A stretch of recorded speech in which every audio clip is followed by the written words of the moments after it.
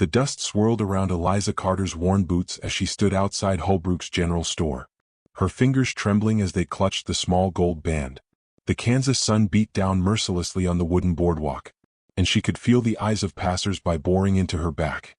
A widow at 24 with nothing left but the clothes on her back and this single piece of gold that once promised forever. "Please, Mr. Holbrook," she said quietly, pushing the ring across the counter. The storekeeper, a portly man with graying whiskers, barely glanced at it before shaking his head. "Ma'am, I told you already. Gold don't fill bellies around here. What folks need is strong backs for harvest, not jewelry." He pushed the ring back toward her with a stubby finger. "You'd best try your luck elsewhere." Eliza's stomach clenched with hunger. She hadn't eaten properly in 3 days. Not since she'd spent her last penny on a stale biscuit in the previous town. Pride had kept her from begging, but pride was becoming a luxury she could no longer afford. "Just a loaf of bread," she whispered. "Or some cornmeal. Anything." The bell above the door chimed as another customer entered. Eliza didn't turn around, too focused on willing the storekeeper to show mercy. Her late husband Thomas had bought this ring in St. Louis. Saved for months to afford it. Now it seemed worthless as a pebble on the prairie. "Problem here, Holbrook?" A deep voice spoke from behind her. "No problem, Mr. Harper. Just explaining to this lady that we don't trade in gold." Eliza finally turned. The man who'd entered was tall and lean with sun-weathered features that spoke of long days under the open sky. His clothes were practical but well-maintained. Canvas pants, a blue work shirt, leather vest. Not a townsman, she realized, but not quite a drifter either. "Ma'am," he said, tipping his wide-brimmed hat. His eyes, the color of prairie grass, took in her travel-stained dress and hollow cheeks with a quick assessing glance. "I was just leaving," Eliza said, reaching for the ring. Her hand shook with the effort of maintaining composure. "That's a wedding band," the man observed quietly. She nodded, unable to trust her voice. "Holbrook, give the lady some provisions. Put it on my account." The storekeeper's eyebrows shot up.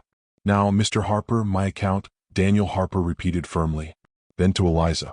"Ma'am, I don't mean to presume, but gold isn't what we need out here." "You are." She stared at him, certain she'd misheard. "I beg your pardon. My father runs Harper Ranch about 5 miles north. We lost our cook last month when she married and moved to Colorado.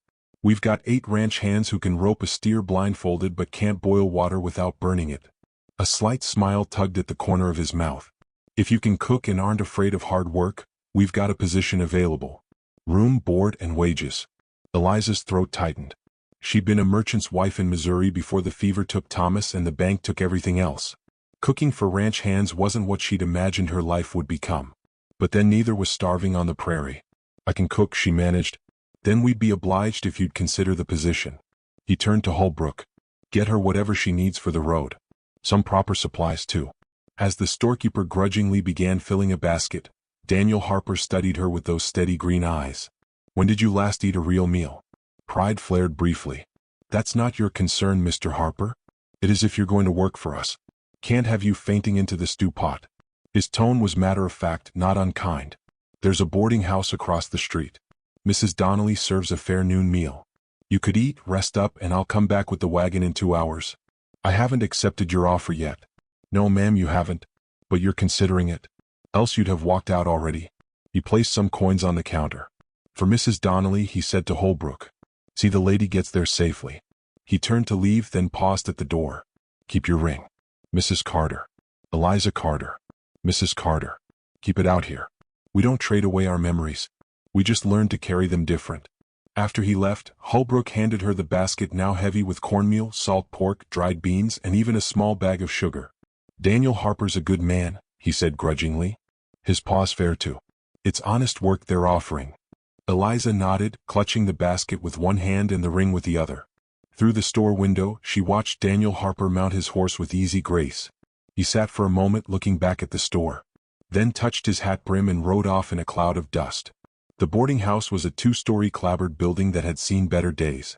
Mrs. Donnelly, a bird-like woman with sharp eyes and a sharper tongue, looked Eliza up and down before showing her to a small table near the kitchen. "Daniel Harper sent you, did he? Good boy. That one. Shame about his mother passing last year. The ranch hasn't been the same without a woman's touch." She set down a plate of beef stew and cornbread. "Eat up, dear. You look like a stiff wind would blow you to Nebraska." The food was simple but plentiful, and Eliza had to force herself to eat slowly. Pride might be a luxury, but dignity she could still afford. As she ate, she turned the gold band over in her fingers, remembering Thomas's face when he'd slipped it on her hand. He'd been so proud, so sure of their future together. "Nothing wrong with taking a new direction," Mrs. Donnelly said, noticing her preoccupation. "This territory is full of folks starting over. Some running from something, some running to something. The lucky ones find what they're looking for." 2 hours later, Eliza stood on the boarding house porch, her meager belongings in a worn carpet bag, the basket of provisions at her feet. The sound of wagon wheels announced Daniel Harper's return before she saw him round the corner. He handled the team of horses with the same quiet competence he'd shown in the store. "Mrs. Carter." He jumped down to help her with her things. "Decided to take a chance on us. It seems I have little choice." "Mr. Harper, there's always a choice. Just sometimes one option's better than the others." He lifted her carpet bag into the wagon bed with ease. "The ranch is a fair piece out. We'll be there before sundown." As she settled onto the wagon seat, Eliza took one last look at the town, Holbrook's General Store, where she'd nearly traded away her last link to her former life. The boarding house, where kindness had come with beef stew and wisdom. The dusty street where desperation had driven her to consider the unthinkable. "Second thoughts?" Daniel asked, gathering the rest. "No," she said firmly. "No second thoughts." As they rolled out of town, the vast prairie stretched before them, golden grass rippling like waves in the wind. The sky was impossibly wide, a dome of blue broken only by wisps of cloud. It was beautiful and terrifying in its emptiness. This land that demanded everything and promised nothing.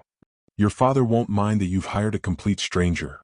Eliza asked as the town disappeared behind them. "PTR, trust my judgment. Besides, we're all strangers out here until we're not." He glanced at her. "That ring?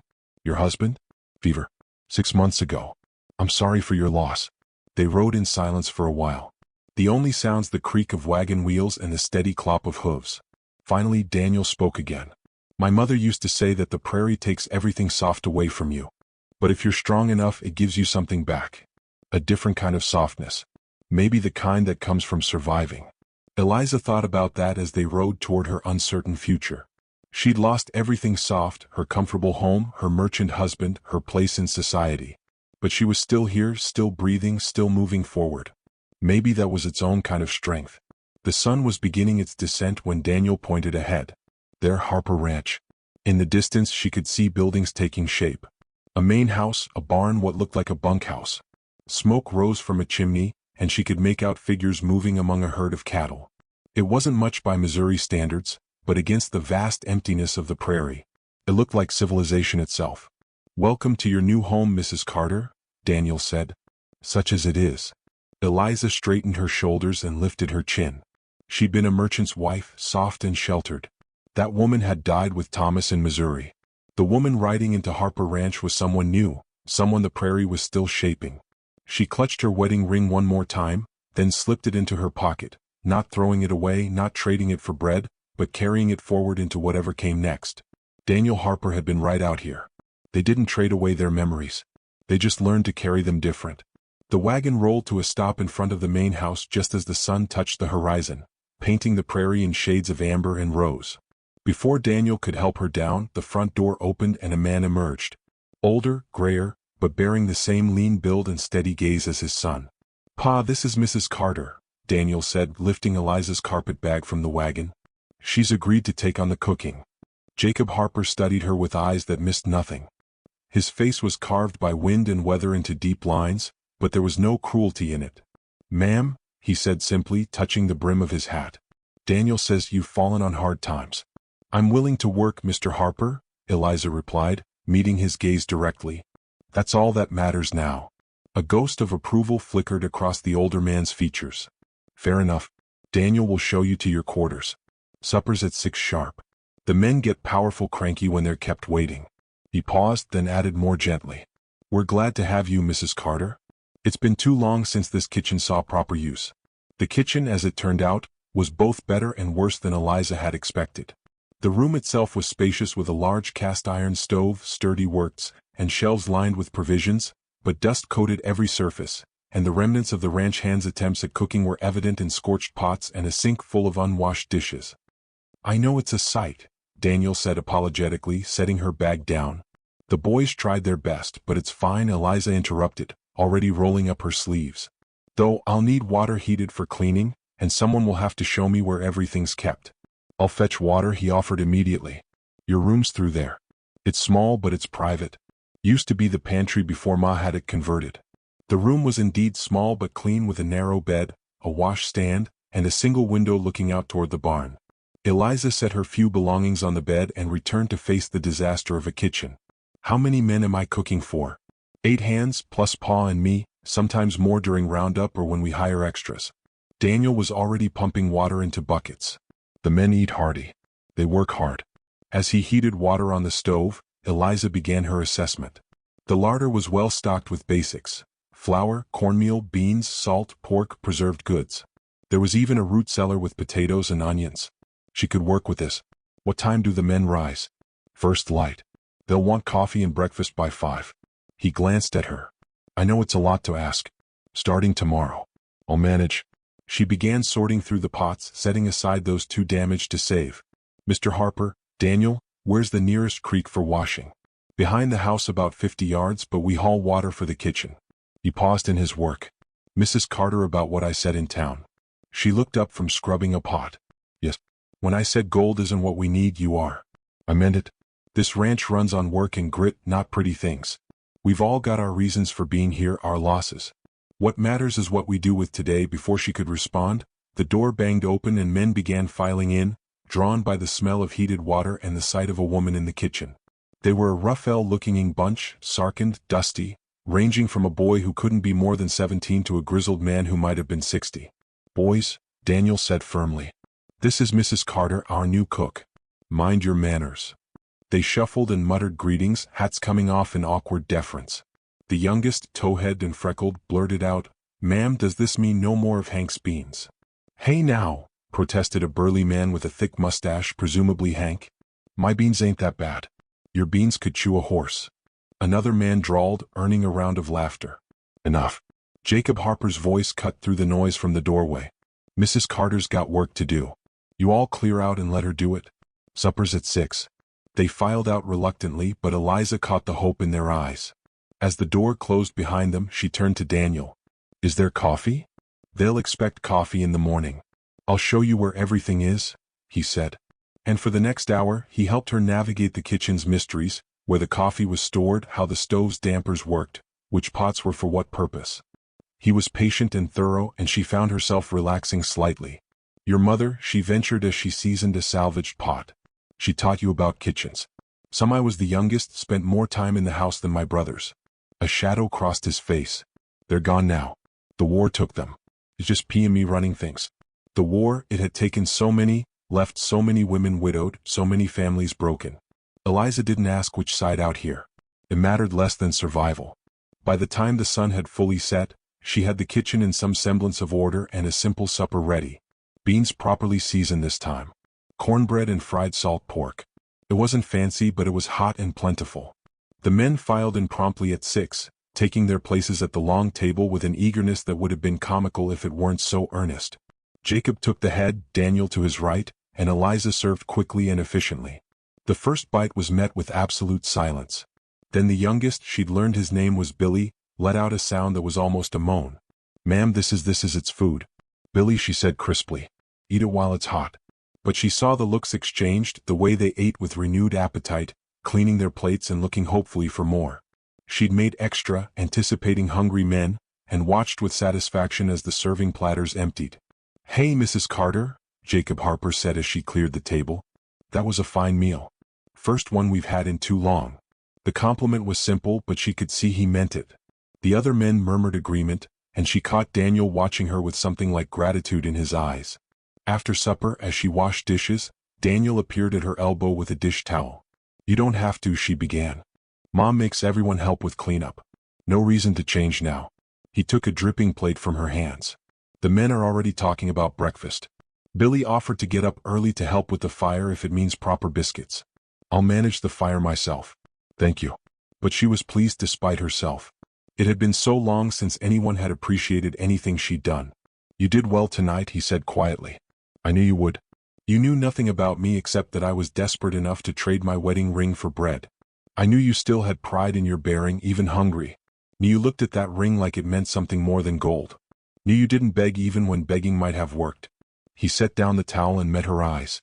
People revealed themselves in hard moments. Mrs. Carter. What I saw in that store was someone who'd bend but not break. The words settled into her chest, warming something that had been cold for months. She turned back to the dishes to hide whatever might be showing on her face.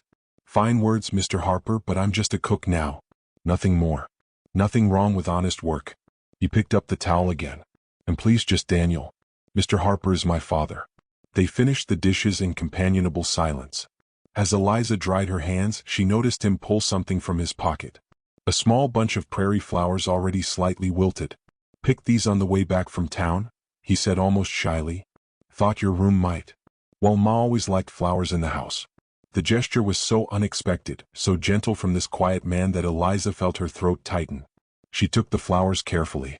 Thank you, Daniel. He nodded and turned to go, then paused at the door. Mrs. Carter, what you said about being just a cook, you're wrong. You're someone who's choosing to build something new instead of lying down in the ashes of what was. That takes courage most folks don't have. After he left, Eliza stood in the clean kitchen, holding the prairie flowers. Through the window, she could see lights in the bunkhouse, hear the low rumble of men's voices and occasional laughter. Above, stars were beginning to pierce the darkening sky. More stars than she'd ever seen in Missouri. She found a small jar for the flowers and placed them on the windowsill in her room. As she prepared for bed, her hand went automatically to her pocket where the wedding ring rested. Thomas would have liked Daniel Harper, she thought, would have appreciated his straightforward manner and quiet kindness. For the first time in 6 months, the thought of her husband didn't bring the sharp stab of grief she'd grown accustomed to. Instead, there was a gentler ache, like an old bruise rather than a fresh wound. Tomorrow would come early 4 a.m. to start the fires, to begin the bread, to brew coffee strong enough to wake men who worked from dawn to dusk. It would be hard work, harder than anything she'd done as a merchant's wife. But it was work and shelter and people who looked at her with hope instead of pity. Gold isn't what we need. You are, the words echoed in her mind as she lay down on the narrow bed, fully clothed except for her boots. Tomorrow she'd unpack properly, wash her spare dress, settle in. Tonight she was too tired for anything but sleep. But just before she drifted off, she thought about Daniel's eyes when he'd handed her those flowers. Green as prairie grass, warm as summer rain. Something fluttered in her chest. Unfamiliar after months of numbness. Not hope, not yet, but maybe, just maybe, the possibility of it. The rooster's crow came too soon, pulling Eliza from dreams of Missouri mornings and Thomas's gentle smile. For a moment she forgot where she was, reaching across the narrow bed for a warmth that wasn't there. Then the unfamiliar walls came into focus, and with them the weight of her new reality. Harper Ranch Day 1. She dressed quickly in the pre-dawn darkness, pinning her hair back severely and tying on the apron she'd found hanging behind the door. The kitchen was cold and silent as a tomb, but she knew her way around now. First the fire, coaxing life from last night's banked embers, then water for coffee set to boil while she mixed biscuit dough. By the time Boots began stomping on the porch, she had coffee brewing strong enough to float a horseshoe and biscuits turning golden in the oven. The door opened to admit Billy, the towhead boy, his eyes hopeful. Morning, ma'am. That coffee I smell. It'll be ready when you are, she said briskly. Breakfast at 5 means breakfast at 5. Not a moment before. But she softened the words with a small smile, and Billy grinned back before retreating to wait with the others. She could hear them gathering outside, voices low and anticipatory. At 5 precisely she opened the door. Breakfast is served. They filed in with more order than the previous evening, taking what she realized were established places at the table. Daniel nodded to her as he passed, and she noticed he'd already been working. His shirt showed signs of hay and horsehair. Morning chores, he explained, catching her glance. Horses don't care what time a man rises. She served quickly. Biscuits, gravy made from last night's pan drippings, fried potatoes, and thick slices of salt pork. The coffee disappeared so fast she had to brew a second pot before she could pour her own cup. Mrs. Carter, Jacob said as he split his third biscuit. Where did you learn to cook like this? My mother back in Ohio. Then my husband. She stopped, cleared her throat. A woman learns what she needs to learn. Well, we're grateful for your learning, said an older hand named Samuel, his weathered face creasing into a rare smile. Haven't had biscuits this light since my own mother's kitchen. The praise warmed her more than the coffee. As the men prepared to head out for the day's work, Daniel lingered. The supply wagon goes to town end of the week, he said. Make a list of what you need. Pa's already said to get whatever makes your work easier. That's generous. It's practical. Good food keeps good workers. He paused at the door. There's a milk cow in the barn, Rosie. She's gentle enough if you want fresh milk for cooking. I can show you after supper. The morning flew by in a rhythm of washing, preparing, planning. She explored the root cellar more thoroughly, took inventory of the larder, and discovered a neglected kitchen garden behind the house, choked with weeds, but showing signs of what it had been. At noon, she packed a simple meal into a basket, cold biscuits, cheese, dried beef, and rang the triangle hanging by the kitchen door. She'd learned from Billy that the hands took their midday meal wherever they were working. Too far to come back to the house. Daniel appeared to collect the basket, his shirt soaked with sweat despite the moderate temperature. They're grateful, he said simply. Hank usually just throws hardtack in a sack. Hardtack, she repeated, appalled. No wonder they were so pleased with simple beans. His laugh was rusty as if he didn't use it often. Ma'am, you could serve them boodle and they'd thank you, long as it wasn't Hank's cooking. She found herself smiling back. I'll aim a bit higher than boodle. The afternoon brought unexpected company. She was scrubbing the long table when she heard horses approaching, then voices, Daniel's and others she didn't recognize. Through the window she saw 3 riders, their mounts dusty from hard travel. The kitchen door opened, and Daniel entered with 2 men. The third, she noticed, remained outside with the horses. The visitors were rough-looking, trail-worn, with the hard eyes of men who'd seen too much. Mrs. Carter, these gentlemen are looking for work. Thought they should know we've got a proper cook now. To the men he added, Mrs. Carter keeps this kitchen. Her word is law here. The taller of the 2, a man with a scar through his left eyebrow, looked her up and down with an assessment that made her spine stiffen. Ma'am, he said, touching his hat brim. Name's Wade. This here's Collins. Something about them set her teeth on edge, but she nodded politely. Gentlemen, we'll take our meals with the hands if Mr. Harper sees fit to hire us, Wade continued, his eyes never leaving her face. Been a long time since we had home cooking. The hands eat at 6, she said evenly. Those who work eat. Wade's smile didn't reach his eyes. Fair enough. After they left, Eliza found her hands were trembling slightly. She gripped the edge of the table, angry at her own reaction. She dealt with all manner of men in Thomas's store, some rougher than these, but something about Wade's measuring look had reminded her of her vulnerability here, a lone woman among strangers. A soft knock interrupted her thoughts. Daniel stood in the doorway, concern creasing his brow. You all right? Fine, she said automatically, then admitted. They made me uncomfortable.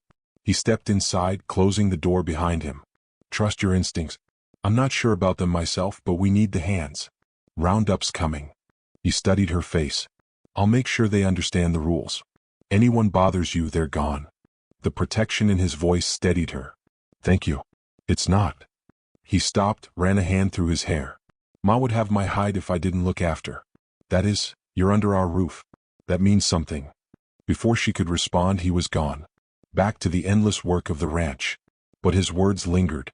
Another small warmth against the cold that had lived in her chest for months. Supper that night included the 3 newcomers. Wade and Collins ate with appreciation, but kept glancing around, taking measure of everything. The third man, introduced as Doyle, barely spoke at all. The regular hands seemed wary of them, conversation more stilted than usual. Only Billy maintained his usual chatter, describing the day's work with enthusiasm that made even fence mending sound adventurous. And then the wire snapped back and caught Sam right in the billy. Samuel interrupted firmly, glancing at Eliza. Mind your tongue. The boy flushed red. Sorry, ma'am. After supper, as promised, Daniel showed her to the barn, the milk cow. Rosie was a placid brown and white creature who regarded Eliza with mild curiosity. She's gentle, Daniel assured her, demonstrating the proper way to approach. Ma used to say milking was thinking time. Peaceful. Eliza tentatively touched Rosie's warm flank. The cow merely swished her tail. Unconcerned. Your mother sounds like she was a wise woman. She was. His voice carried old grief. Carefully managed. This whole place, it's different without her. P tries, but there's things a woman sees that men don't. Such as, he gestured vaguely. Beauty things, comfort. She put flowers on the table, curtains and windows. Made it feel like more than just a place to sleep between work. Eliza thought of the prairie flowers wilting on her windowsill. Is that why you picked those flowers yesterday? Color touched his weathered cheeks. Maybe. Seemed like something she'd want me to do. They stood quietly in the barn's peaceful dimness. The only sounds Rosie's occasional shift and the settling of hay. It was companionable. This silence without the sharp edges of loneliness. I should get back, Eliza finally said. Early morning comes quick. I'll walk you. It was only a short distance to the house, but she didn't protest. The stars were brilliant overhead. The prairie wind carrying the scent of grass and distant rain. At the kitchen door, Daniel paused. Mrs. Carter. Eliza. Her name sounded different in his voice. Careful and considered. I'm glad you're here. We all are. She looked up at him. This quiet man who'd offered her work instead of pity. Dignity instead of charity. I'm beginning to be glad too. He smiled. Then a real smile that transformed his serious face. Good. That's good. After he left, Eliza stood in her kitchen. Her kitchen now. She realized and felt something she hadn't expected, not quite belonging, not yet, but the possibility of it taking root like seeds in spring soil. She thought of Thomas, of the life they'd planned, the children they'd never have. That future was gone, buried with him in Missouri soil. But standing in this kitchen with flour under her nails and the lingering warmth of Daniel's smile, she thought maybe, just maybe, there might be a different future waiting. Not a replacement for what was lost, but something new, something unexpected, something that could grow strong in prairie soil if given half a chance. Tomorrow there would be more meals, more work, the steady rhythm of sustaining life in this hard land. But tonight, for the first time in months, that didn't seem like mere survival. It seemed like the beginning of something else entirely. The weeks that followed fell into a rhythm as steady as heartbeat. Eliza rose before dawn, her hands learning the particular temperament of the old stove, the exact moment when biscuit dough was ready, the precise strength of coffee that would rouse tired cowboys. The work was hard, harder than anything she'd done in Missouri. But there was satisfaction in watching empty plates return to her kitchen. In hearing the men's appreciation, her body grew stronger, the hollow cheeks filling out, the tremor in her hands disappearing. The sun darkened her skin despite her bonnet, and calluses formed where soft merchants' wife hands had been. But with each passing day, the ghost of who she'd been faded a little more, replaced by someone she was still learning to recognize. It was a Tuesday afternoon, the prairie shimmering with late spring heat. When she heard the commotion, she was kneading bread, flour dusting her arms. When Billy burst through the door, Mrs. Carter, come quick. Daniel's horse threw him. The dough forgotten. She ran after Billy toward the corral. A cluster of men stood around a figure on the ground. Her heart hammered against her ribs as she pushed through them. Daniel sat propped against the fence, his face pale beneath the tan, holding his left arm against his chest. Relief flooded through her. He was conscious, talking.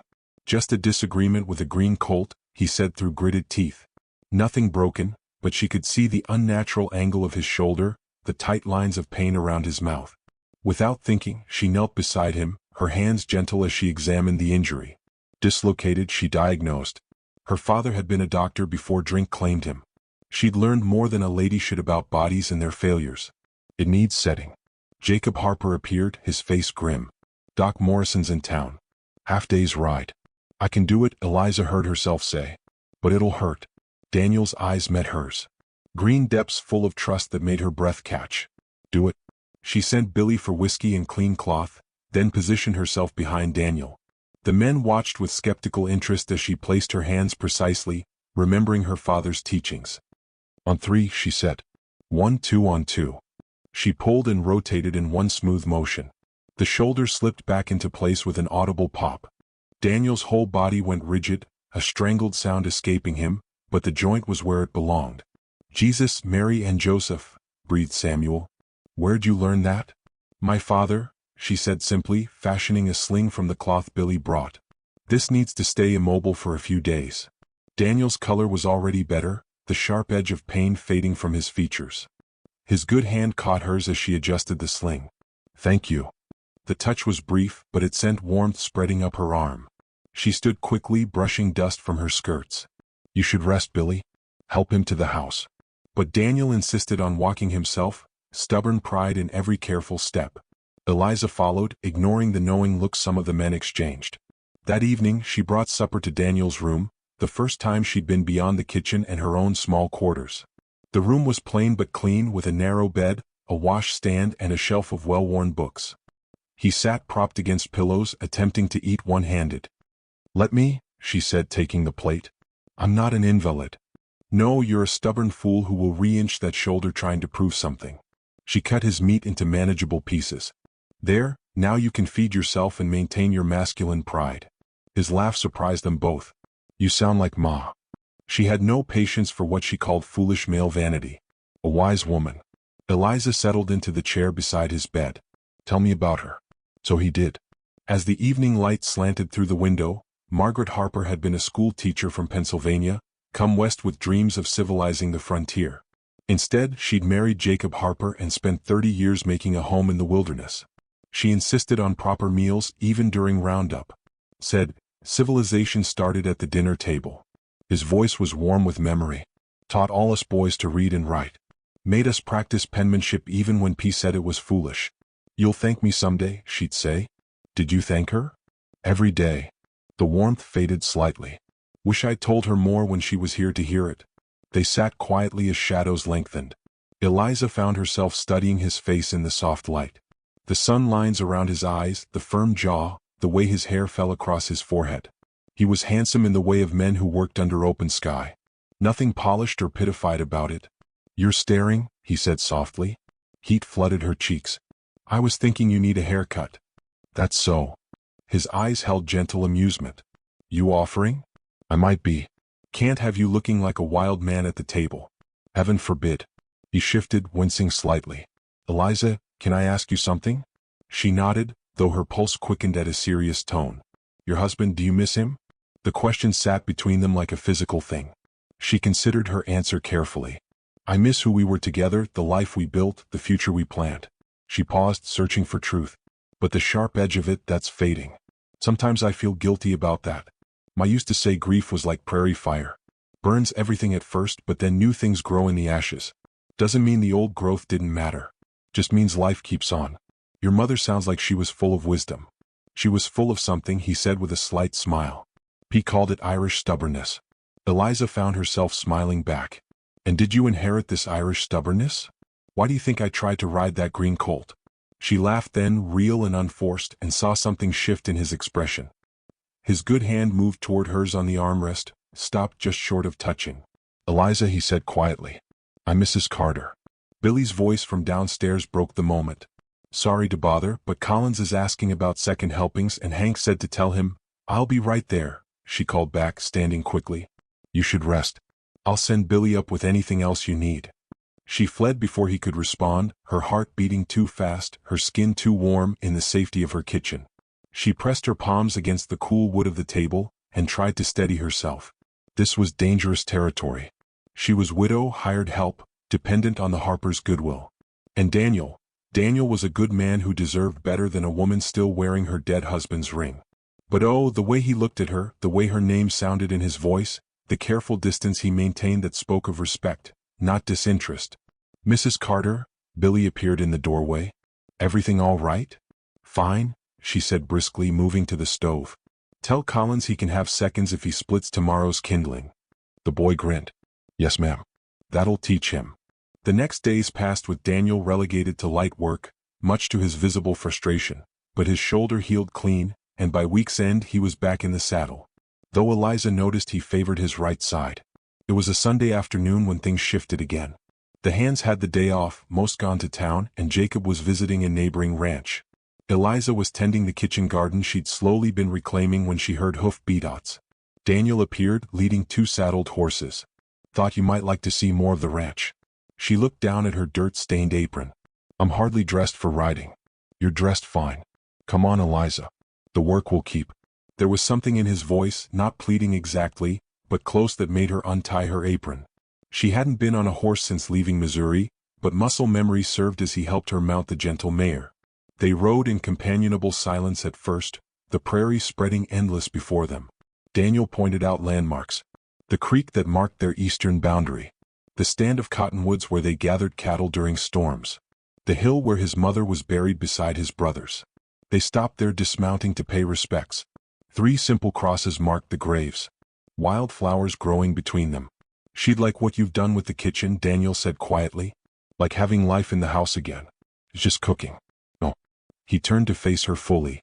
It's more than that. You've brought something back that's been missing. The men feel it. He feels it. I stopped, jaw working. Daniel, she said softly. I know you're still grieving. I know I've got no right. He took a breath. But I need you to know that seeing you in that kitchen, hearing you laugh with Billy, watching you gentle that cow like you've been doing it all your life, it's the first time this place has felt like home since Ma died. The words hung between them, raw and honest. Eliza felt tears prick her eyes. I don't know if I'm ready. I'm not asking for anything, he said quickly. Just wanted you to know you're not just the cook to me, Eliza. He gestured helplessly. You're becoming everything. She stepped closer, close enough to see the gold flecks in his green eyes, the hope and fear wearing in his expression. Her hand moved without her permission, touching his cheek. I'm scared, she whispered. So am I. He covered her hand with his warm and calloused. But maybe that's all right. Maybe being scared together is better than being brave alone. She thought of Thomas then, but not with the sharp guilt she'd expected. Instead, she heard his voice, gentle as always. Be happy, Liza. That's all I ever wanted for you. Maybe, she said, and saw Daniel's face transform with tentative hope. They rode back as the sun set, not touching, but aware of each other in a way that made the air between them sing. At the house, Daniel helped her dismount, his hands lingering on her waist. Thank you, she said, for showing me the ranch for, she couldn't finish. But he seemed to understand always, he said simply. That night, as she prepared for bed, Eliza took off her wedding ring for the first time since Thomas had placed it there. She held it up to the lamplight, this small circle of gold that had meant everything and nothing. She didn't put it away. Not yet. But she set it on the washstand instead of wearing it to bed. It was a small change, but like prairie flowers after fire, small changes could grow into something beautiful. Given time and tenderness and the courage to reach for sun, the autumn air carried a bite that morning, promising the coming change of seasons. Eliza pulled her shawl tighter as she walked from the hen house. Eggs gathered in her basket. The prairie grass had turned gold, matching the sunrise that painted the horizon in shades of amber and rose. Festival starts Saturday, Billy announced at breakfast, bouncing in his seat with barely contained excitement. There'll be dancing and pie contests. And settle down before you upset your plate, Samuel chided, though his weathered face showed amusement. You'd think you were still 10 years old. Let him be excited, Eliza said, refilling coffee cups. When's the last time any of you had cause for celebration? The men exchanged glances. It had been 2 years since Margaret Harper's passing. 2 years since the ranch had participated in town festivities, but something had shifted in recent months. A lightness returning to the household that made celebration seem possible again. Mrs. Carter's right, Jacob said from the head of the table. Time we stopped living like we're in mourning. Margaret wouldn't want that. He looked at Daniel. You'll escort Mrs. Carter to the festival. It wasn't a question. Daniel's ears reined, but he nodded. If she's willing, all eyes turned to Eliza. She felt heat rise in her cheeks, but kept her voice steady. I suppose I could use supplies from town. Billy hooped, earning another reprimand from Samuel. But the damage was done. The mood at the table had lifted, anticipation crackling like lightning before a storm. Over the following days, the ranch buzzed with preparation. The men debated which horses to show, who would enter the roping contest, whether Hank's famous or infamous corn liquor would make an appearance. Even the newcomers, Wade and Collins and Silent Doyle, seemed caught up in the enthusiasm. Eliza found herself both excited and anxious. It had been over a year since she'd attended any social gathering, and never as an unattached woman. Well, not unattached exactly. The entire county seemed to know she was the Harper Ranch's cook, and speculation about her relationship with Daniel had likely already made the rounds. The night before the festival, she stood before her small mirror, holding up her 2 dresses. Both were practical wool, suited for a merchant's wife in mourning. Neither seemed right for a harvest festival, for dancing, for the way Daniel looked at her when he thought she wasn't watching. A soft knock interrupted her thoughts. Come in. To her surprise, it was Jacob Harper who entered, carrying a box. This was Margaret's, he said gruffly. Been sitting in a trunk doing nobody any good. She'd want it worn. Inside was a dress of deep blue cotton scattered with tiny flowers. Simple but lovely. Beneath it lay a pair of kid gloves and ribbons for her hair. Mr. Harper, I couldn't. You can and you will. His voice broke no argument, but his eyes were kind. My boy's been happier these past months than I've seen him since we lost her. That's your doing. Margaret would want you to have something nice. Emotion clogged her throat. Thank you. He paused at the door. Mrs. Carter, Eliza. Daniel's a good man, but he's cautious. Been hurt before, though he'd never say. Don't let him use that caution as a wall. After he left, Eliza held the dress up to herself. It would fit. She could tell Margaret Harper had been of similar build. The thought of wearing a dead woman's dress to court her son should have felt macabre, but instead it felt like blessing, like acceptance. Saturday dawned clear and crisp. The men left early for town, riding or taking the supply wagon, leaving Daniel and Eliza to follow in the buggy. She'd risen even earlier than usual to prepare food for the communal meal, 2 pies, a batch of her famous biscuits, and a jar of preserves from the wild plums she'd found growing near the creek. When she emerged from her room wearing Margaret's dress, her hair pinned up with the ribbons, Daniel was already waiting by the buggy. He turned at her approach and stopped mid-motion, his expression stunned. "You look," he cleared his throat. "You look beautiful." The compliment warmed her more than the wool shawl around her shoulders. "Your mother had lovely taste. Pa gave you her dress." At her nod, something shifted in his face, attention easing. She'd be glad. She always said pretty things should be worn, not hidden away. He helped her into the buggy with careful hands, and they set off toward town. The ride was quiet at first, both of them aware of the shift this day represented. Finally Daniel spoke. "I should warn you, folks will talk about you being there with me. Let them talk." He glanced at her, surprise and something deeper in his eyes. "You sure?" She thought about it, about propriety and reputation and the gossip of small towns. Then she thought about waking each morning with purpose, about Billy's enthusiasm and Samuel's quiet approval, about the way Daniel's smile made her feel alive again. I'm sure the town was transformed for the festival. Lanterns hung from every available surface, though they wouldn't be lit until evening. Tables groaned under the weight of communal feast preparations. The sound of fiddle music drifted from the cleared area that would serve as a dance floor. Children ran between the adults' legs, their laughter bright as bird song. Eliza felt the weight of eyes as they arrived, heard the whispers behind hands. The widow Carter with the Harper boy. That's her. The one who traded her ring for bread. Heard she's quite the cook, but there were smiles too. Nods of greeting. And when Mrs. Donnelly from the boarding house spotted her, the elderly woman bustled over with genuine warmth. "Don't you look lovely, dear? And those pies smell divine. You must give me your crust recipe." She lowered her voice conspirationally. "Don't mind the busybodies. Half of them would trade places with you in a heartbeat." The day passed in a whirl of activity. Eliza found herself judging the pie contest, diplomatically awarding first place to the minister's wife, watching the men compete in roping contests. Daniel took second, beaten only by a hand from the Double Bar Ranch, and being introduced to what felt like half the county. As the sun began its descent, the lanterns were lit and the dancing began. Eliza stood at the edge of the crowd, watching couples whirl to the lively fiddle music. She'd loved dancing once, back when Thomas was alive, back when the future seemed certain. "May I have this dance?" Daniel stood before her, hand extended. He'd removed his work jacket, and his white shirt glowed in the lantern light. She hesitated only a moment before placing her hand in his. The first touch was electric, sending warmth shooting up her arm. He led her onto the floor as the fiddle shifted to a slower waltz. His hand was steady on her waist, proper distance between them, but she was acutely aware of every point of contact. "I should tell you," he said as they began to move. "I'm not much of a dancer. You're doing fine." And he was moving with the same quiet competence he brought to everything. "Where did you learn?" Ma insisted. Said, a man who couldn't dance was only half civilized. His thumb brushed against her palm, perhaps accidentally. "Haven't had much cause to practice lately." They moved together as the music swelled, and Eliza felt herself relaxing into the rhythm. Other couples swirled around them, but they might have been alone for all she noticed. Daniel's eyes never left her face, and what she saw there made her breath catch. "Eliza," he said softly, "I need to tell you something." Her heart hammered against her ribs.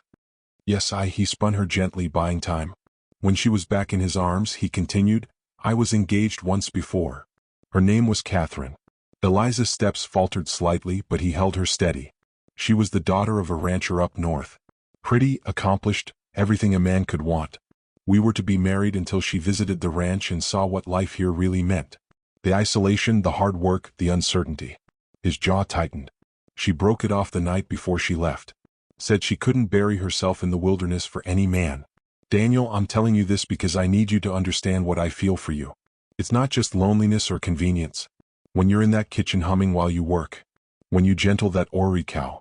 When you stand up to Wade when he gets too familiar. You're not just surviving this life. You're thriving in it. You're making it better. His voice dropped.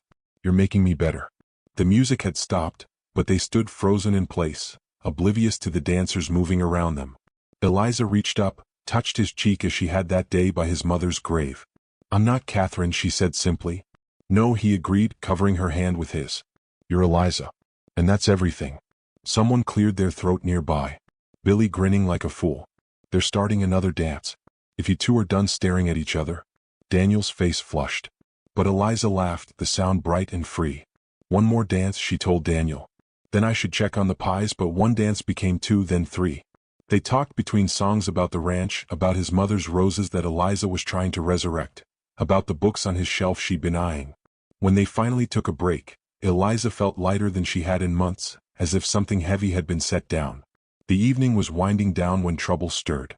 Eliza was helping pack leftover food when she heard raised voices near the dance floor. Wade and Collins were squared off with some hands from another ranch. Whiskey evident in their swaying stances. Said you were cheating. Wade slurred, hand hovering near his hip. Daniel appeared as if from nowhere, stepping between the groups. Problem here? No problem, Wade said. But his eyes were mean. Just explaining to these boys how things work.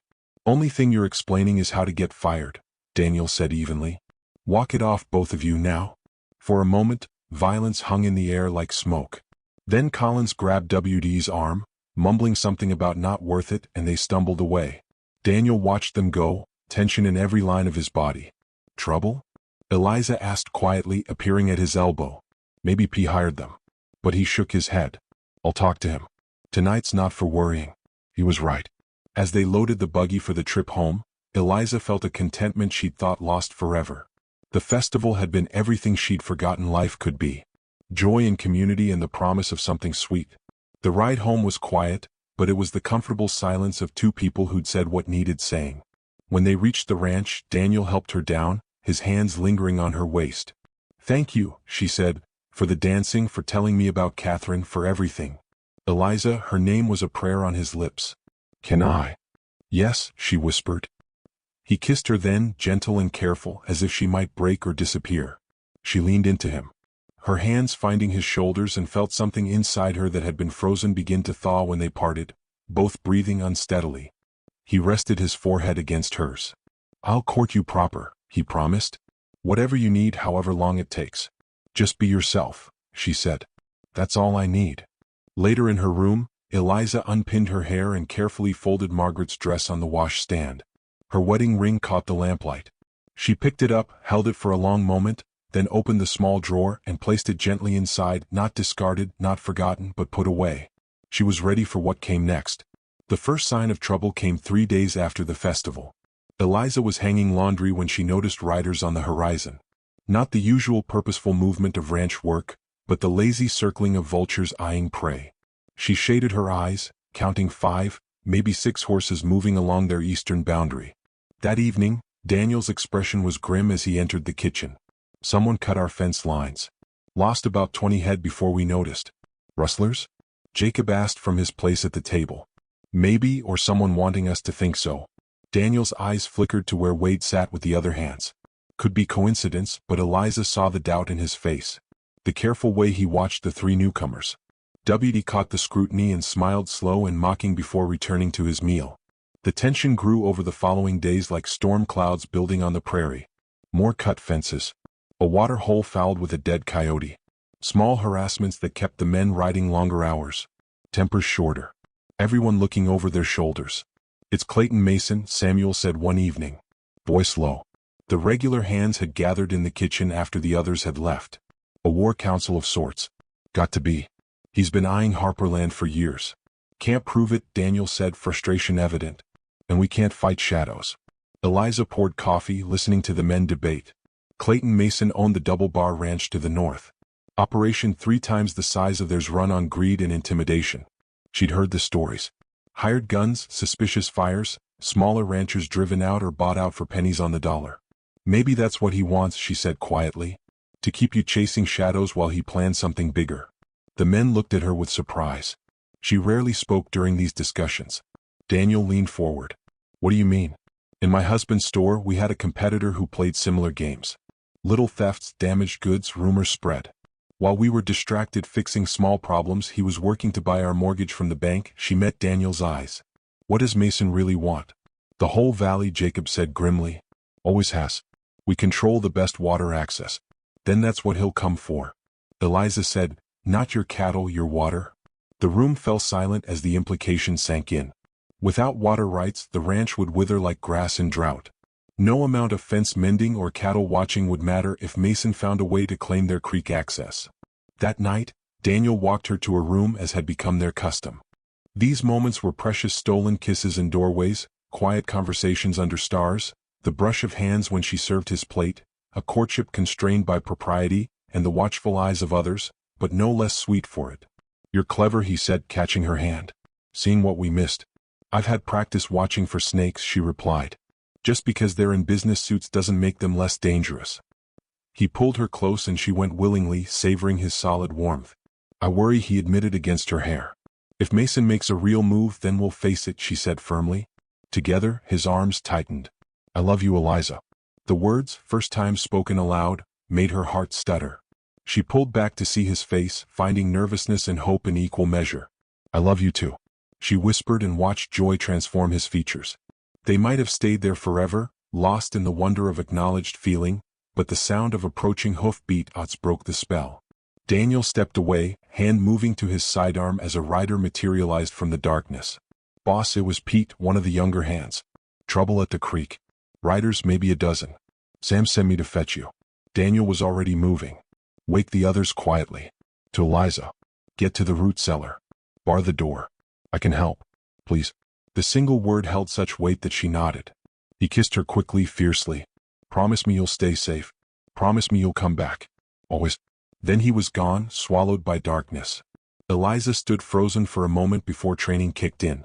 She flew to the kitchen, grabbing the rifle Jacob kept behind the door, checking its load. The root cellar was safest, but she'd be blind down there. Instead, she barricaded herself in the kitchen, dousing all lamps, but one turned low through the window. She watched men moving like shadows, their own hands heading out, led by Daniel and Jacob in the bunkhouse. Wade and his companions seemed to be taking their time responding to the alarm. The waiting was agony. Every sound made her jump. Wind rattling shutters. The old house settling. Her own thundering heartbeat. She thought of Thomas, of the fever that took him while she sat helpless beside his bed. But this was different. This she could fight if it came to it. Time crawled. Then, distant but unmistakable, came the crack of gunfire. Not a single shot, but several, followed by eerie silence. Eliza gripped the rifle tighter, straining to see through the darkness. More shots. Closer now. She could make out muzzle flashes near the creek line, hear men shouting, though not the words. The battle for battle, it surely was, raged like distant thunder, and she could only wait and pray. The kitchen door burst open. Eliza swung the rifle up, finger on the trigger before recognizing Billy. The boy was pale, blood streaming from a gash on his forehead. Mrs. Carter, Daniel sent me. He's hurt. Needs, but his words were cut off as Wade appeared behind him, shoving the boy aside. The foreman's clothes were clean. No sign of battle on him, and his smile was cold as winter. Well now, he drawled. Seems a shame to let all this excitement go to waste. Eliza kept the rifle trained on him. Get out. Don't think so. See, Mr. Mason's paying good money for information about this ranch. Routines, defenses, weak spots. His eyes traveled over her insultingly. Didn't expect a bonus like you, though. I said get out. Her voice was steady despite the fear clawing at her throat. Wade took a step closer. One woman with a rifle she probably can't use. Where's your protector now? Right here. Daniel stood in the doorway, left arm hanging useless, blood soaking his shirt, but the gun in his right hand was rock steady, pointed at WD's head. Should have stayed bought. WD sneered, though uncertainty flickered in his eyes. Should have picked better employers. Daniel's voice was ice. Drop your gun slow. For a moment, violence balanced on a knife's edge. Then WD's hand twitched toward his holster. 2 shots rang out simultaneously. Wade crumpled, clutching his shoulder, his gun spinning across the floor. Daniel staggered but kept his feet, smoke rising from his Colt. Anyone else? Daniel asked the darkness beyond the door. Just me. Collins appeared, hands raised. I'm done with this. Doyle lit out soon as the shooting started. Wade was the only one taking Mason's money. Then you'd best start riding. Daniel said, Don't stop till you hit Colorado. Collins didn't need telling twice. He grabbed Wade, hauling the cursing man to his feet, and they disappeared into the night. Only then did Daniel's strength fail. He sagged against the doorframe, guns slipping from nerveless fingers. Eliza caught him as he fell, easing him to the floor. Blood soaked through his shirt from a wound high on his chest, and his face was gray with pain and blood loss. "Don't you dare," she said fiercely, pressing her hand against the wound. "You promised to come back." "Did come back," he managed. "Others coming." Mason's men retreated, but hush. She grabbed clean towels, trying to stem the bleeding. "Billy, get water boiling now." The boy scrambled to obey as footsteps thundered on the porch. Jacob burst in, taking in the scene with one comprehensive glance. "How bad? Bullets still in there?" Eliza reported, her healer's instincts overriding emotion. "High chest. Missed the lung, but he's losing blood fast." More men crowded in. Samuel, Pete, others she recognized, all bearing signs of battle. Someone was sent for the doctor, though it would be hours before he could arrive. In the meantime, Eliza did what she could, her father's teaching serving her once more. "Talk to me," she commanded Daniel as she worked. "Stay awake, bossy," he mumbled. "Always like that about you." "Then you'll love being married to me," she said without thinking. His eyes glazed with pain, sharpened. That proposal, despite everything, blood on her hands, fear in her throat. She smiled. "Maybe you'll have to live to find out." Motivation. He breathed, and she could have wept at the stubborn life in his voice. The hours that followed blurred together. The doctor arrived as dawn broke, praising Eliza's field treatment before taking over. Mason's men had indeed retreated, driven off by fierce resistance and the arrival of riders from neighboring ranches, summoned by a pre-Aunt Samuel. "Word travels fast out here," the old hand explained. "Mason pushes one of us. He pushes all of us. He won't try again soon." Through it all, Eliza refused to leave Daniel's side. When the bullet was out and the wound dressed, when fever came and broke, when he finally opened clear eyes and spoke her name, she was there. "Stubborn woman," he said weakly. "Don't you have a kitchen to run?" "The kitchen can wait." She smoothed his hair back, gentle as spring rain. "Did you mean it about marrying? Which one of us proposed to which?" But his eyes were serious. "Yes, Eliza. If you'll have a broken-down rancher with a tendency toward heroics, I suppose someone has to keep you from getting yourself killed."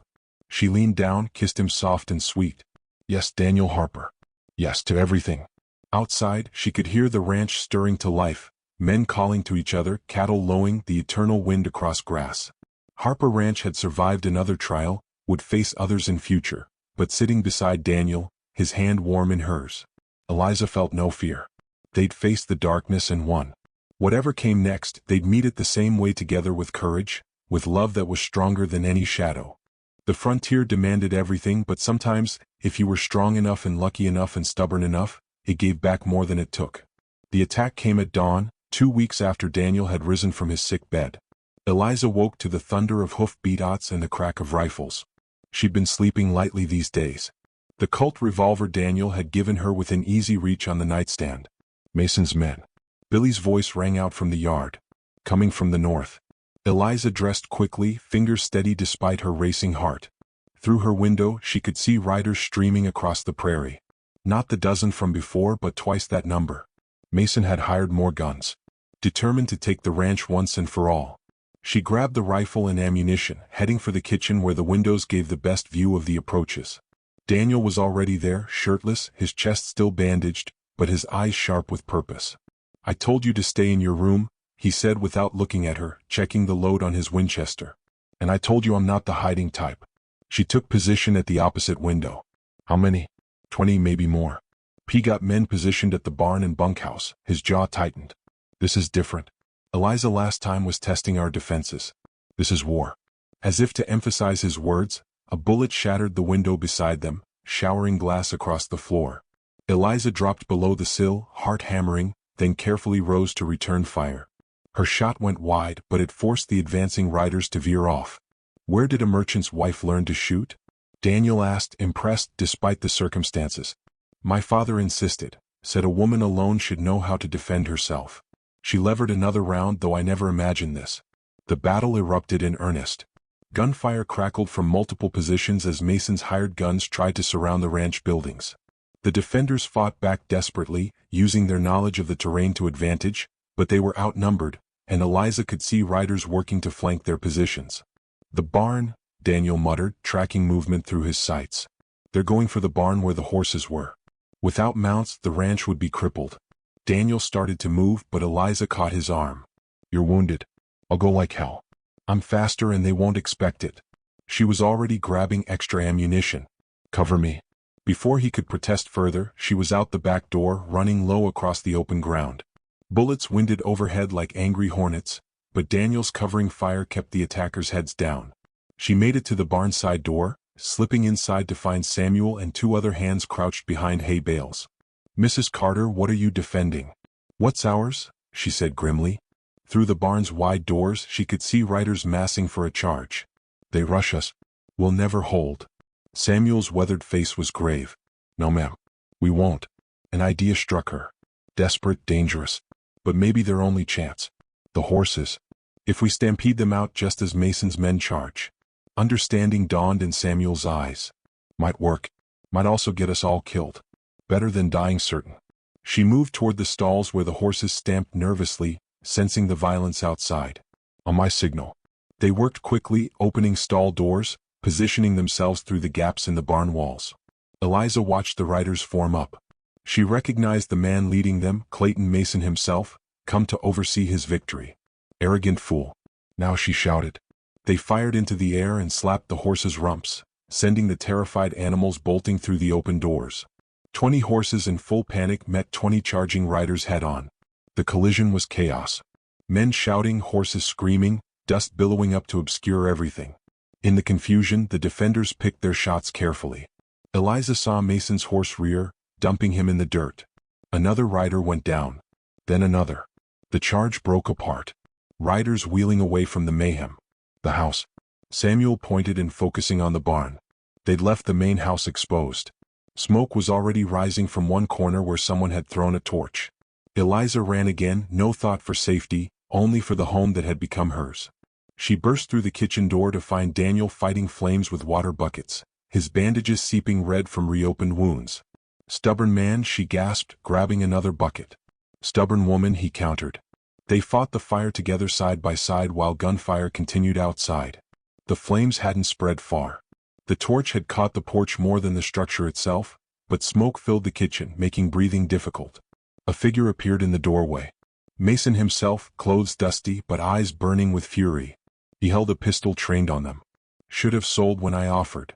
Harper, he snarled at Daniel. Now I'll take it all, including your woman. The only thing you'll take is a bullet, Daniel said evenly. Though Eliza saw his gun was across the room, out of reach, Mason smiled coldly. From who? You're unarmed, boy.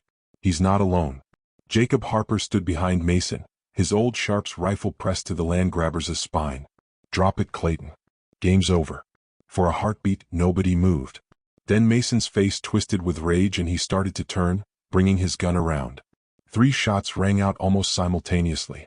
Mason jerked, spun and fell.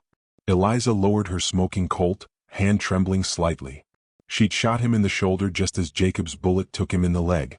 Daniel's thrown knife protruded from his gun hand. Nice shooting, Daniel said quietly. All of us. Outside, the gunfire was dying down.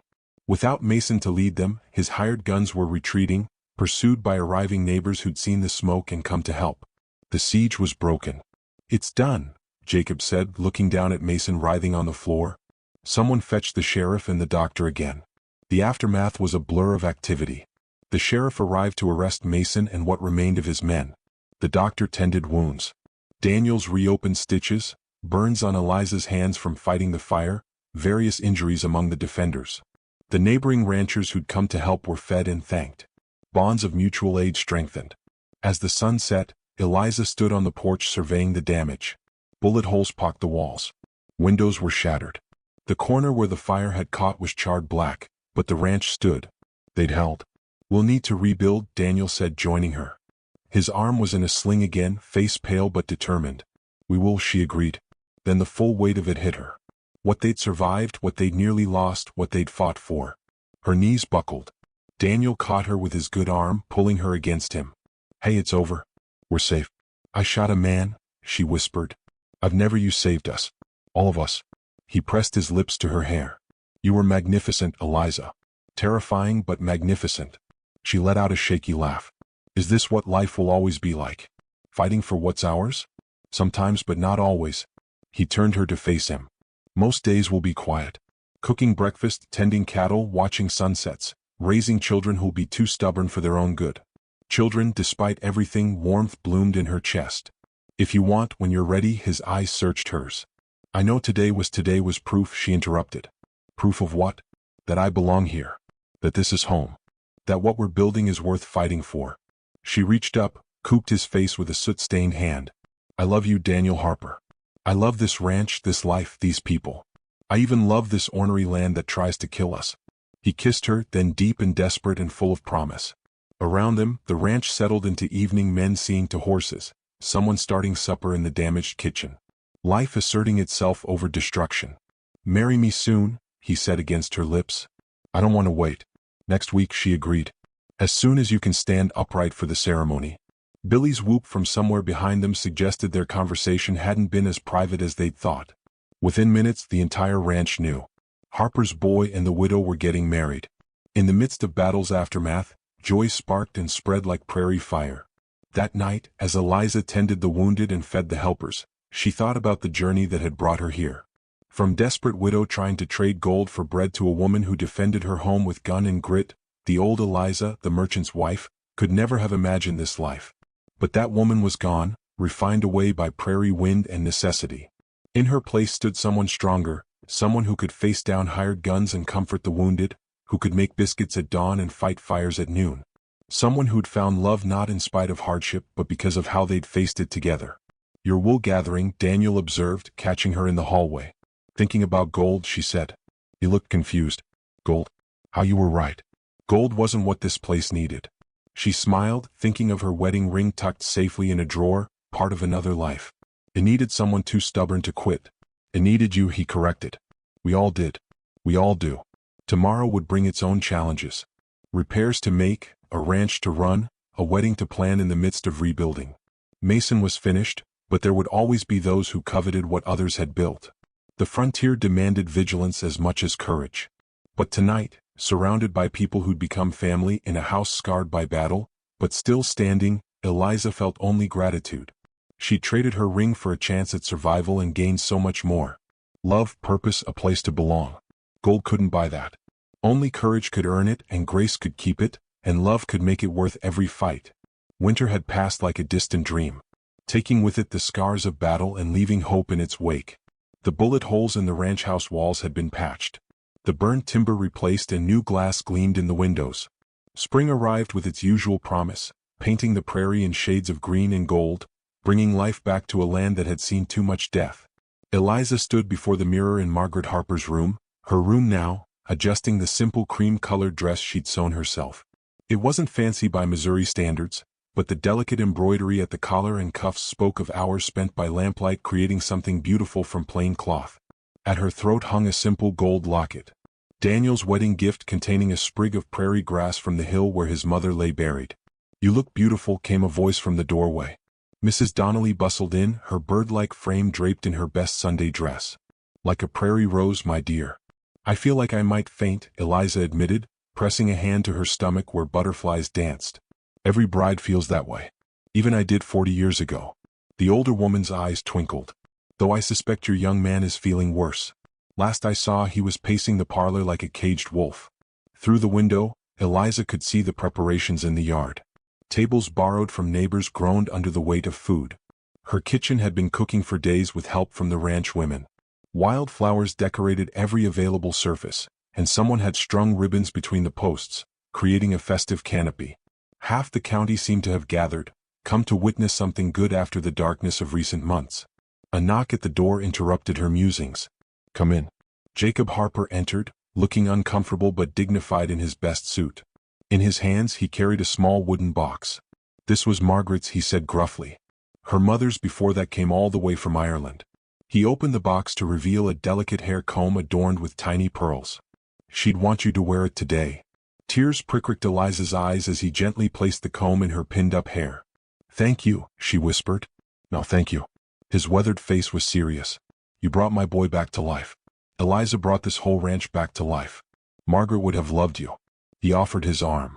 Now let's not keep that boy waiting any longer. He's likely worn a groove in the floorboards by now. The walk from the house to the yard felt both eternal and too quick. Then the makeshift aisle opened before her, and at the end stood Daniel, tall and straight, despite his still healing wounds. His face, when he saw her, joy and wonder and love all mingled, made her forget the crowd. Forget her nerves. Forget everything but him. Billy stood as best man, trying to look serious but grinning too wide to manage it. Samuel had cleaned up remarkably well and stood with the other hands, all of them scrubbed and pressed into their Sunday best. Even Rosie the milk cow had been decorated with ribbons, grazing placidly nearby as if blessing the proceedings. The minister fetched from town kept the ceremony simple as requested when he asked if anyone objected. A meadowlark trilled from a fence post, making everyone laugh.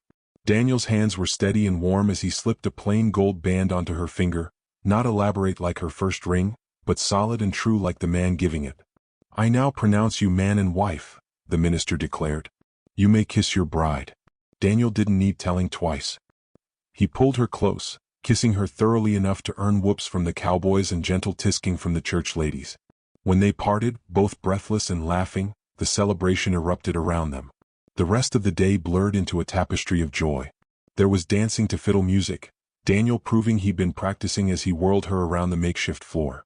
There were toasts, ranging from eloquent to embarrassingly honest, especially after Hank's corn liquor made its inevitable appearance. There was food in abundance. Eliza's cooking supplemented by dishes from every ranch wife in the valley. As the sun began to sink toward the horizon, painting the sky in shades of rose and gold, Daniel drew her away from the celebration. They climbed the small hill behind the house, to the spot where prairie roses grew wild around 3 simple crosses. "Wanted to bring you here," he said quietly. "To introduce you proper." Eliza understood. She knelt by Margaret Harper's grave, placing her bouquet of wildflowers against the marker. "I'll take care of them," she promised softly. "Your husband, your son, this land you loved. I'll tend it all like you would have wanted." The wind whispered through the grass. And for a moment, Eliza could have sworn she felt approval in its touch. Daniel helped her rise, pulling her back against his chest as they watched the sun paint the prairie in colors of fire. "No regrets?" he asked. She thought of the desperate woman who'd stood in Holbrook's store all those months ago, ready to trade her last possession for bread. That woman could never have imagined this, standing on her own land, married to a man who saw her strength instead of her desperation, surrounded by people who'd become family. "None," she said firmly. "Though I do wonder what would have happened if you hadn't been in that store that day." His arms tightened around her. "I'd have found you somehow. Some things are meant to be. Eliza Harper. Eliza Harper." The name felt right on his lips. Felt right in her heart. Not a replacement for who she'd been, but an evolution. The merchant's widow had become a rancher's wife, but more than that. She'd become herself. "We should get back," she said eventually, "before Billy drinks all of Hank's moonshine and starts singing those songs he thinks I don't know he knows." Daniel laughed. "Too late. I heard him starting on Sweet Betsy from Pike 10 minutes ago." They walked back hand in hand. The celebration still going strong. As they reached the yard, the crowd called for a speech. Daniel looked at Eliza, eyebrow raised in question. She nodded. "Friends," Daniel began, his voice carrying across the gathered faces. "A year ago this ranch was dying. We'd lost my mother, lost our way, lost hope. Then a woman walked into our lives who reminded us that gold isn't what matters out here." He looked down at Eliza, love plain in his eyes. "What matters is grit, courage, the willingness to build something worth fighting for, the grace to find beauty in hard places, the strength to choose hope when despair would be easier. What matters," Eliza added, her voice clear and strong, "is finding people who will stand with you when the storms come, who'll teach you that home isn't about where you came from, but where you choose to plant your feet and grow." The cheer that went up could probably be heard in the next county. As the celebration resumed with renewed vigor, Eliza found herself pulled into dance after dance, conversation after conversation. But through it all, her eyes found Daniel's, a constant touchstone in the happy chaos. Later, much later, when the last guests had departed or bedded down in the barn, when the ranch had settled into peaceful quiet, Daniel and Eliza stood alone in their kitchen. Their kitchen now in their home. "Happy?" he asked, drawing her close. "More than I knew was possible," she admitted. "Though I should warn you, I still can't milk that cow properly. She looks at me with such judgment." "We'll work on it," he promised, laughing. "We've got time. Time. Such a precious gift. one she thought lost forever when Thomas died. But time wasn't just about duration. It was about depth. About filling whatever days you were given with purpose and love and the courage to keep building. Even when the world tried to tear down what you'd made. Through the window, stars wheeled overhead in the vast prairie sky. Tomorrow would bring its own challenges. There was always work on a ranch, always something needing tending. But tonight, in the circle of her husband's arms, in the home they defended together, Eliza felt the deep peace of someone who'd found where they belonged. She thought again of that desperate moment in the general store, of kind green eyes and an unexpected offer. Gold isn't what we need. You are. Daniel had seen her truly that day, seen past the desperation to the strength underneath. And in seeing her, he'd helped her see herself. The wedding ring on her finger caught the lamplight, plain gold, honest and true, in the drawer upstairs. Thomas's ring rested peacefully, a treasured memory that no longer held her captive. She'd learned to carry her past differently, just as Daniel had promised, not as a weight to bear, but as a foundation to build upon. "What are you thinking?" Daniel asked, feeling her contemplative mood. "About gold," she said. "About trades and bargains and unexpected gifts, and in how sometimes losing everything is the only way to find what you really need." He kissed her then, soft and sweet and full of promise. When they finally climbed the stairs to begin their life together properly, Eliza paused at the landing to look back at the kitchen, her kingdom, her sanctuary, the heart of the home where she'd found herself again. Tomorrow she'd be back at that stove before dawn, brewing coffee strong enough to wake cowboys and making biscuits light enough to earn Billy's continued devotion. She'd tend her garden and fight with Rosie the cow and slowly, carefully help build this ranch into something even stronger than before. But tonight she was simply Eliza Harper, prairie wife, walking into her future with clear eyes and an open heart, ready for whatever storms or sunshine lay ahead. The frontier had tested her and found her worthy. Now it was time to live the life she'd fought to claim. And what a life it would be. Thank you for listening to this Wild West love story. Where are you enjoying this tale from? Please comment below and let us know. We love connecting with listeners from around the world. Don't forget to subscribe to From Wild West channel and share your thoughts about Eliza and Daniel's journey. Did their story touch your heart? We'd love to hear what you think.